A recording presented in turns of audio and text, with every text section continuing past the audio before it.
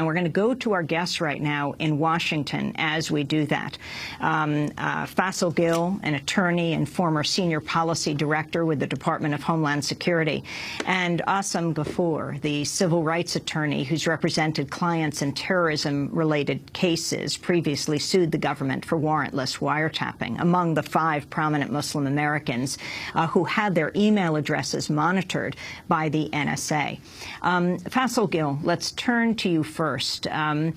You ran for the House to be a representative in the legislature in Virginia. You're a Republican lawyer. You worked for the Department of Homeland Security, had some of the highest clearance. Can you explain when you found out or even suspected you were being targeted by the NSA? I did not find out that I was suspected by the NSA until I spoke to Glenn. Glenn called me. I went to New York. I met with Glenn, and that's the first time that I found out that I was targeted by the NSA. Before that, it wasn't even a thought in my mind that I could be suspected of any sort of wrongdoing or would be surveilled or would be monitored at all.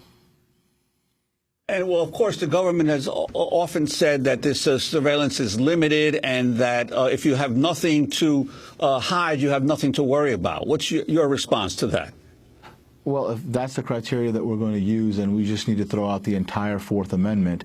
Our entire justice system is premised on the fact that not whether somebody has anything to hide or not, but whether law enforcement has probable cause. I mean, under regular criminal law, what you have is if the police go in without a warrant or without an effective warrant, they go in and they even find evidence of crimes.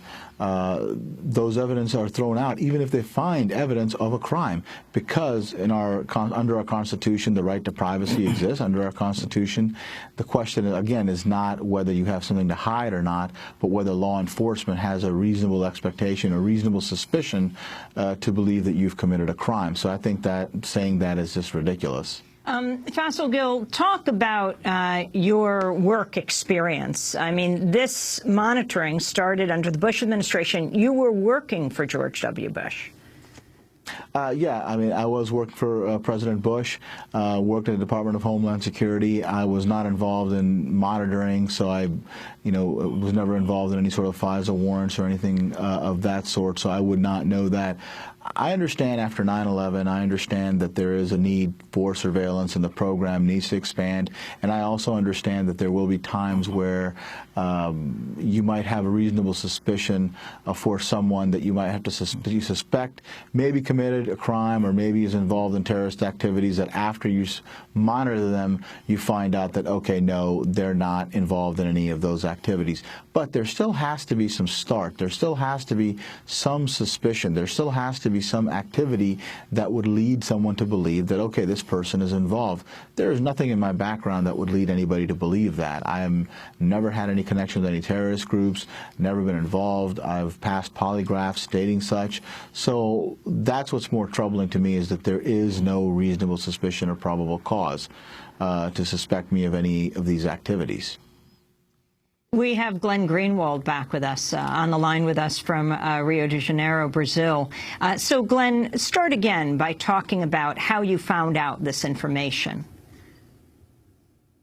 There were many documents in the Snowden archive which pertain to NSA and FBI targeting of Americans on U.S. soil, one of the most interesting of which was this spreadsheet called FISA Recap from 2008 that listed roughly 7,000 emails, at least several hundred of which were American citizens. And so we began the very arduous task of trying to determine the identity of the people who were using those email addresses. In most of the cases, it was actually quite difficult, if not impossible. But in some of the cases, we were able to find who the people were who were using these email addresses.